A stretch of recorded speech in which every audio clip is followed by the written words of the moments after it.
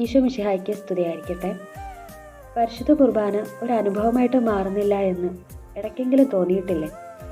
പരിശുദ്ധ കുർബാന ഒരു അനുഭവമായിട്ട് മാറാൻ പരിശുദ്ധ അമ്മയെ കൂട്ടുപിടിച്ചാൽ മതിയെന്ന് പല വൈദികരും പറഞ്ഞു കേട്ടിട്ടുണ്ട്. പരിശുദ്ധ കുർബാനയ്ക്ക് പോകുന്നതിന് മുൻപ് ഒരു കൊന്ത എത്തിക്കാനൊന്ന് ശ്രമിച്ചു നോക്കിയേ. ഒരു മുഴുവൻ കൊന്ത എത്തിക്കാൻ പറ്റിയില്ലെങ്കിലും 10 നന്മ നിറഞ്ഞ മറിയുമെങ്കിലും ഈ ആവശ്യം പറഞ്ഞൊന്ന് കാഴ്ചവെച്ച് നോക്കൂ.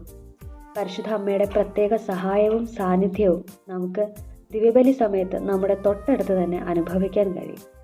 അതുപോലെ തന്നെ പരിശുദ്ധ കുർബാനയുടെ സ്വീകരണ സമയത്ത് പരിശുദ്ധ അമ്മയുടെ വിമല ഹൃദയം ഒന്ന് കടം വാങ്ങിച്ചു നോക്കിയിട്ടുണ്ടോ?